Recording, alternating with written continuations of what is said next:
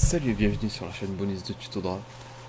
Alors j'étais censé aujourd'hui faire une petite vidéo complète sur ce manga là, en croyant filmer, mais en fait je me suis rendu compte seulement vers la fin que j'avais pas mis en route la caméra, ce qui est très ballot, donc je vais juste faire un zoom sur le matériel. Alors pour ce dessin j'ai utilisé un crayon 2B, pas obligé de prendre du 2B, selon vos préférences. Perso j'aime bien quand la teinte du crayon est assez foncée.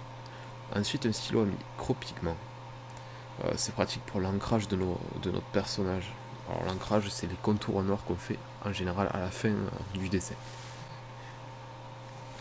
Pour en revenir au dessin, j'ai voulu tenter un personnage de manga, d'en créer un. Je risque d'en faire pas mal durant les prochaines semaines, surtout des tutoriels. Mais bon, pourquoi pas refaire un demain avec des explications concrètes. J'en profite pour répondre à deux petites questions. Alors la première, l'enfant bohème me demande: est-ce que tout le monde peut savoir dessiner si l'envie y est? Je vais prendre une citation assez connue: quand on veut, on peut. C'est à la portée de tous, sans problème donc. Alors, Superbois 97, combien de temps passez-vous chaque jour à dessiner?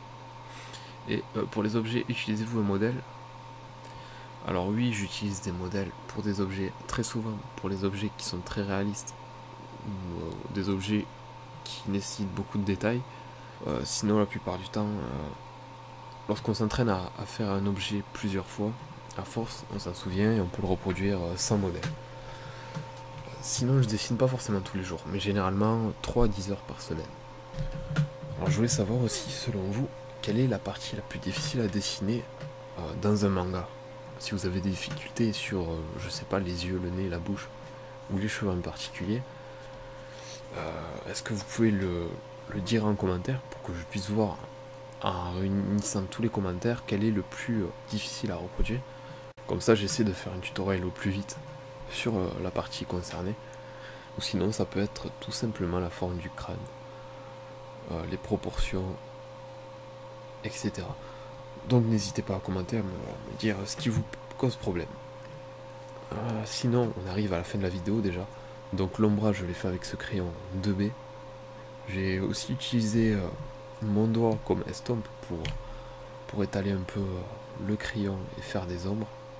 On peut le faire avec un bout de papier. Ça marche aussi. Voilà, donc je pense que j'ai terminé. Sur ce, je vous dis à bientôt. Je vous souhaite une bonne soirée, une bonne continuation. Et je vous remercie.